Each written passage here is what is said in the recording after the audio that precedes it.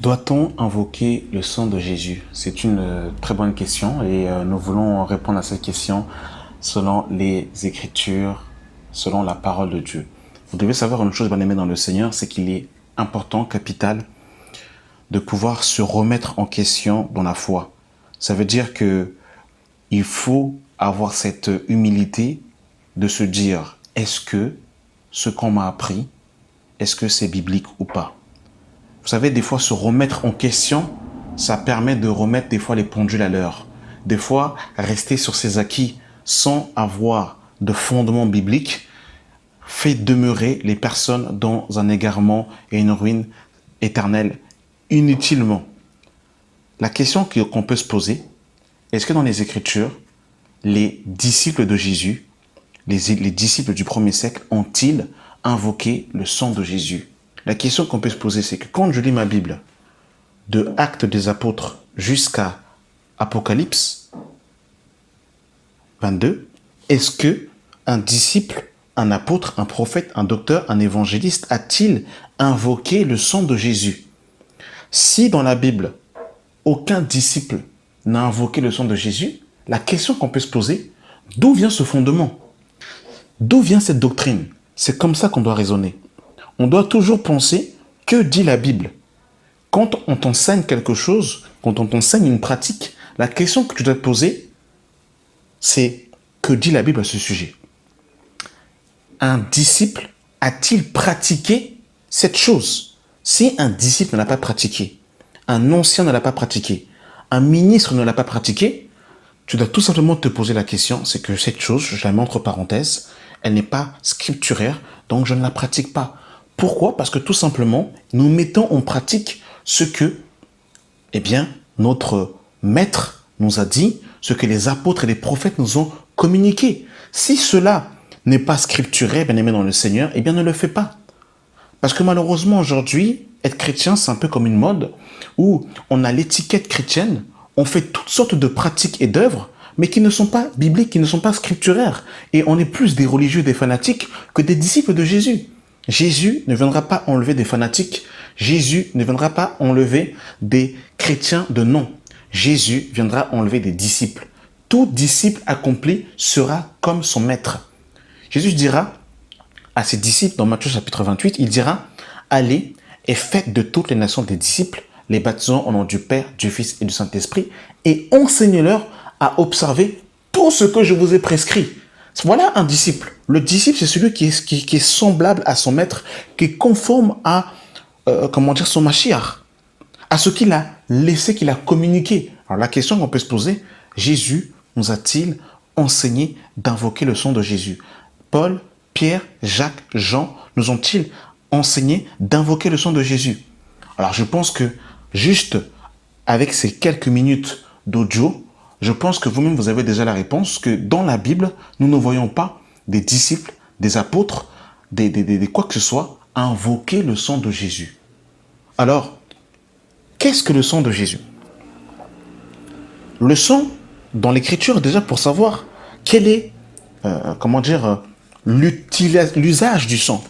À quoi le sang est-il, nécessaire? Alors, on va déjà prendre une première réponse dans le livre de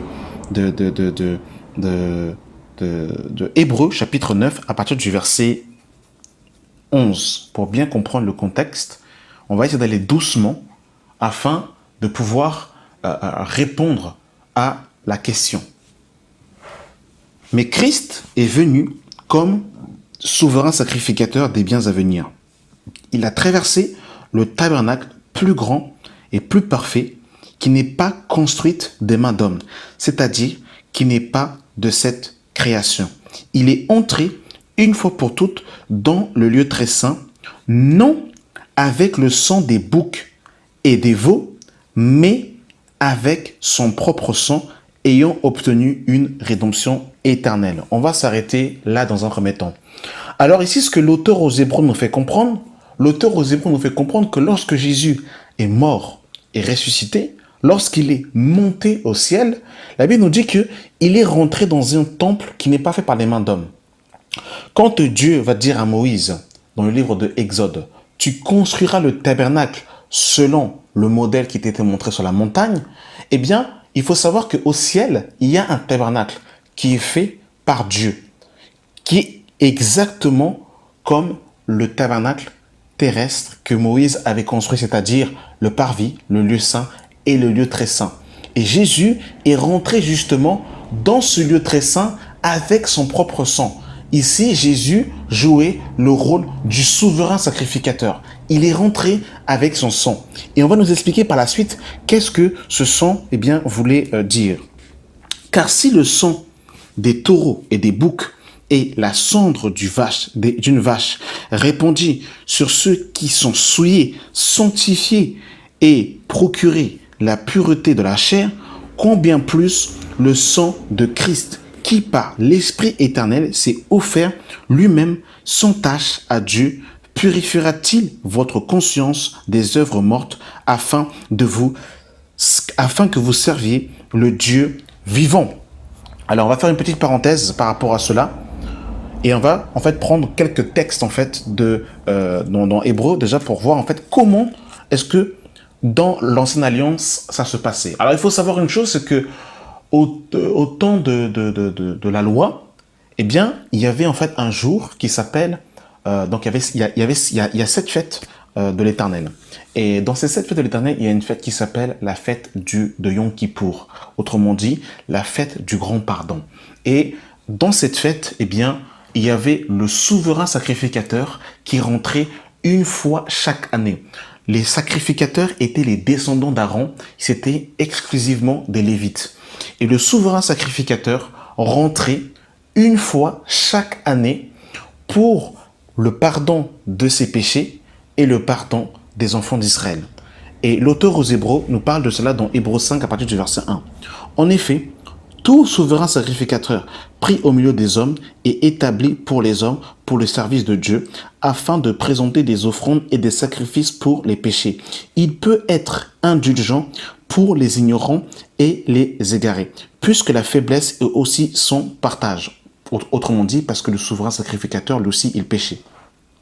Et c'est à cause de ses faiblesses qu'il doit offrir des sacrifices pour ses propres péchés et pour ceux du peuple. Donc ici, en fait, l'auteur aux Hébreux, eh bien, en fait, nous parle en fait de Jésus-Christ en tant que souverain sacrificateur. Et là, il est en train de faire un parallèle entre Jésus-Christ, le souverain sacrificateur qui s'est offert lui-même et qui n'a pas besoin chaque année, comme les souverains sacrificateurs terrestres qui étaient soumis à la faiblesse, eh bien, de pouvoir présenter de pouvoir demander pardon de leurs propres péchés et de ceux du peuple. Or, Jésus, lui, n'a pas besoin parce qu'il est sans péché. Il n'a pas de faiblesse. Verset 4. Nul ne s'attribue cette dignité s'il n'est appelé de Dieu comme le fut Aaron. Et Christ ne s'est pas non plus attribué la gloire de devenir souverain sacrificateur, mais il la tient de celui qui dit « Tu es mon fils, je t'ai engendré aujourd'hui », comme il est dit encore « Tu es sacrificateur pour toujours selon l'ordre de Melchisédek ». C'est lui, dans les derniers jours de sa chair, ayant présenté avec de grands cris et des larmes, des prières et des supplications à celui qui pouvait le sauver de la mort, ayant été exaucé à cause de la piété. Il a appris bien qu'il fut fils, l'obéissance par les choses qu'il a offert et à qui, après avoir été élevé à la perfection, est devenu pour tous ceux qui lui obéiraient l'auteur d'un salut éternel. Donc ici, bien aimé dans le Seigneur, en fait, l'auteur aux Hébreux nous présente Jésus comme étant le souverain sacrificateur. Donc le souverain sacrificateur sous la loi rentrait une fois chaque année dans le Saint des Saints pour offrir le sang des animaux une fois chaque année et pour le pardon de ses fautes et des enfants d'Israël. Je vous emmène quelque part, mais je veux vraiment en fait prendre mon temps afin que vous compreniez. Donc je prends le temps de vraiment repartir de ce qui se passait sous la loi afin que l'on comprenne en fait l'importance du sang de Jésus. Dans Lévitique 1, à partir du verset 1, on nous dit « L'Éternel appela Moïse et lui dit « Parle depuis la tente d'assignation et dit « Parle aux enfants d'Israël et dit « Lorsque quelqu'un d'entre vous fera une offrande à l'Éternel, il offrira un bélier, de 3, de gros ou de menu bétail. Si son offrande est un holocauste de gros bétail, il offrira un mâle sans défaut. Donc c'était l'exigence sous la loi. Il fallait que lorsque un homme confessait son péché, il fallait qu'il ramène en fait un bétail sans défaut. C'était l'image de Christ qui est venu sans défaut, sans tache ni ride. Il offrira à la tente d'assignation devant Yahweh pour obtenir sa faveur. Il posera sa tête sur l'Éternel. Alors, il posera sa tête sur la tête de l'holocauste qui sera agréé de Yahweh pour lui servir d'expiation. Il égorgera le veau devant Yahweh et les sacrificateurs fils d'Aaron offriront le sang et le répandront tout autour sur l'autel qui est à l'entrée de la tente d'assignation. Il dépouillera l'holocauste et il coupera par morceaux. Donc on voit que c'était le sang qui permettait l'expiation des péchés. Voilà. Donc on comprend même dans le Seigneur que le rôle du sang, c'était le rôle en fait de l'expiation des péchés. C'était pour l'expiation des péchés, bien aimé dans le Seigneur. Donc c'est aussi, il y a plusieurs aspects, mais en tout cas, Jean a déjà répondu à une première question. C'est pour l'expiation des péchés. Retournons à Hébreux 9, à partir du verset 15.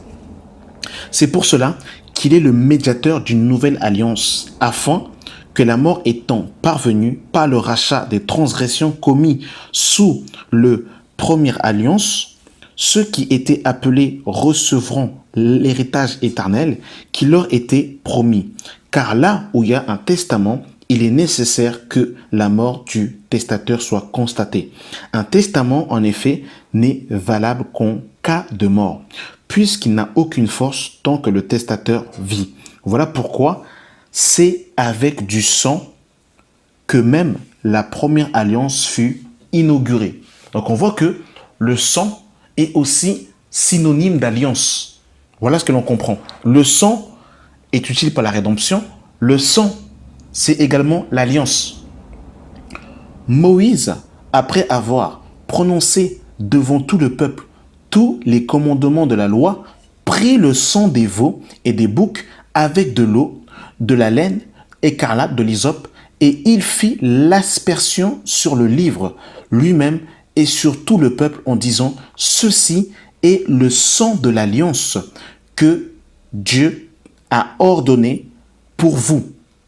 Il fit pareillement l'aspersion avec le sang sur le tabernacle et sur tous les ustensiles du culte, et presque tout, d'après la loi, est purifié avec du sang, et sans effusion de sang, il n'y a point de pardon.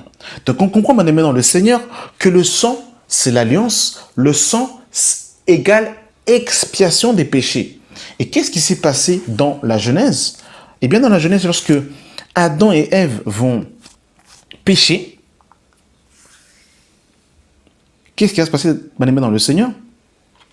Dans Genèse chapitre 3, à partir du verset 21, on nous dit: Yahweh, Dieu, fit à Adam et à sa femme des habits de peau et ils les ont revêtis.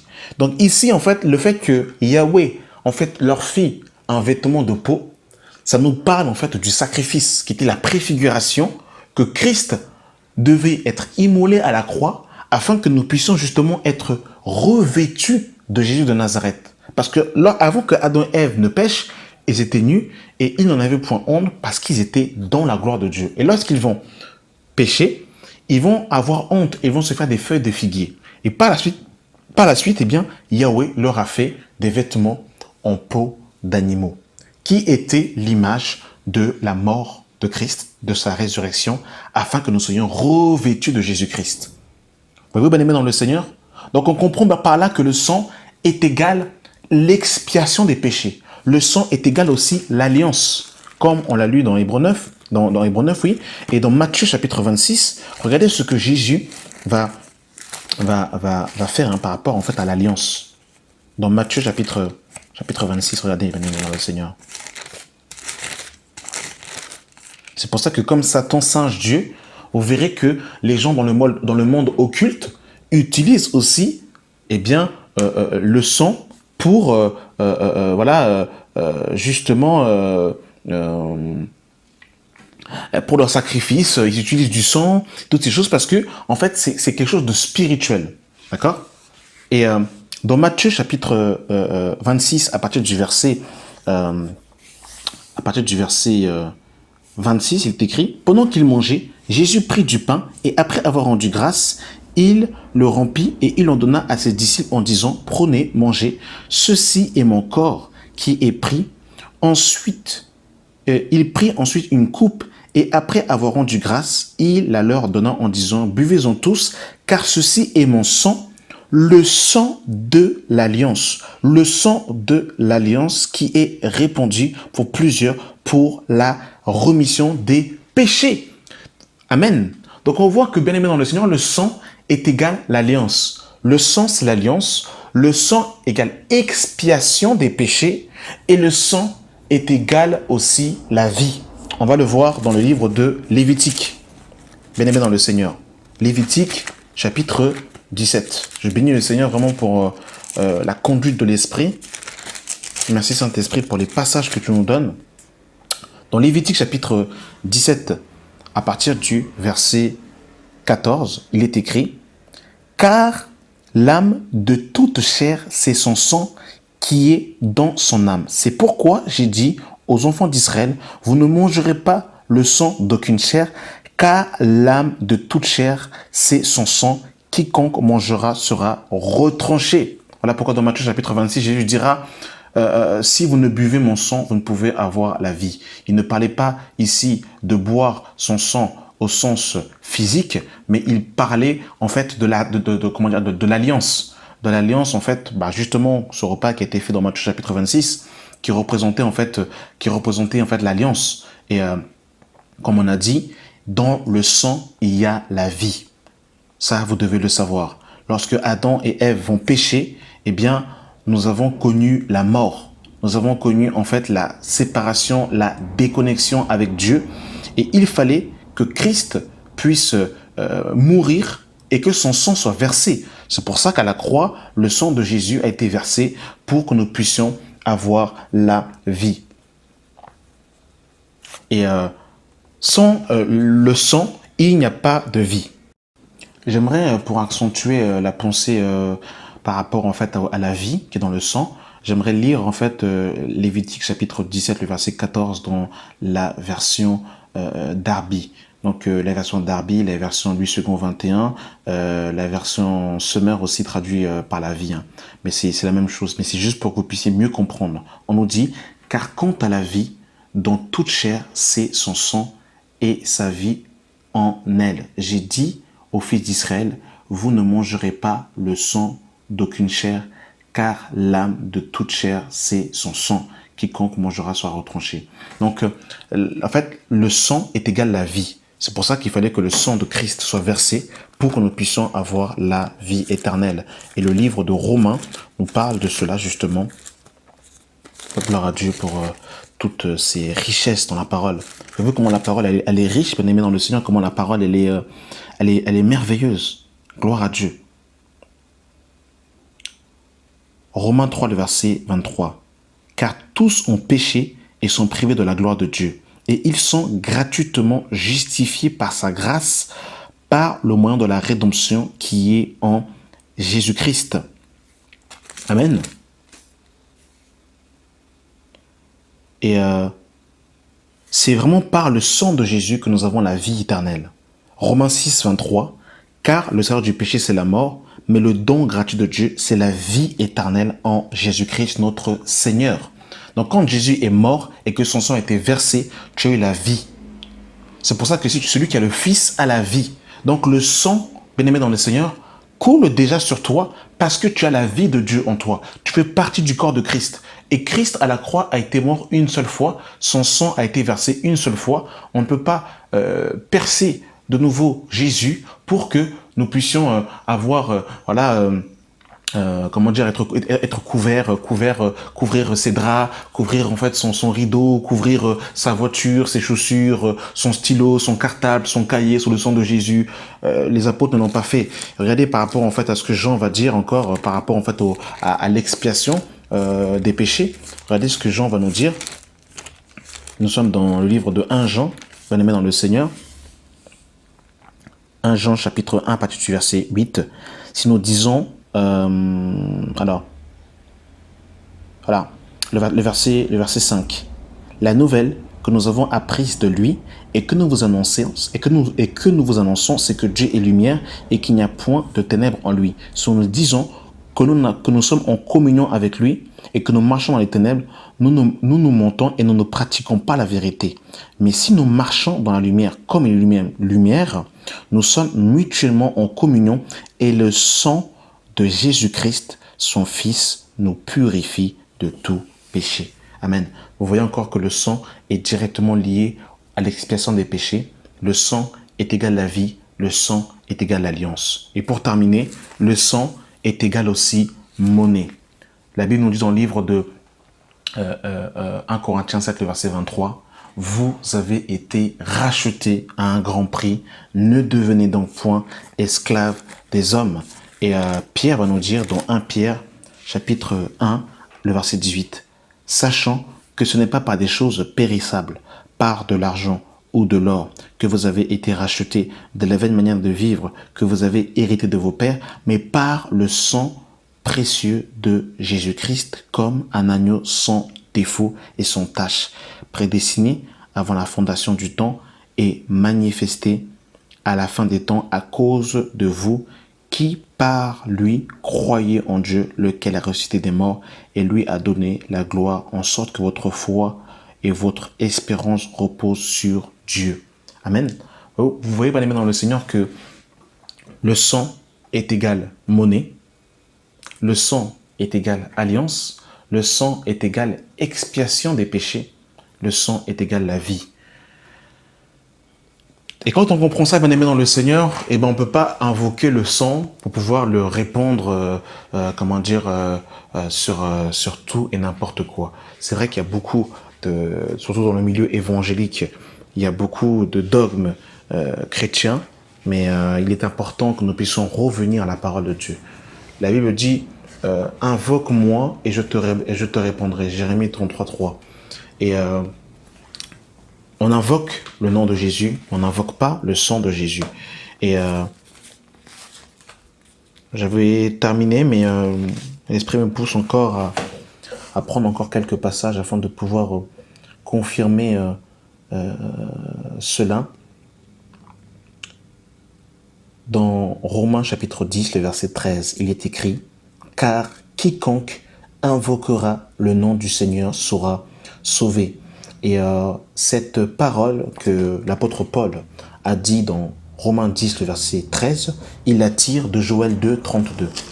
Dans Joël 2, 32, bien aimé dans le Seigneur, eh bien, Yahweh va dire quelque chose par la bouche de son prophète Joël. Dans Joël 2, le verset 32, il est écrit « Alors quiconque invoquera le nom de Yahweh sera sauvé ». Et on comprend par là, bien aimé dans le Seigneur, que le nom de Yahweh s'est révélé dans le nom de Jésus-Christ. Gloire à Dieu.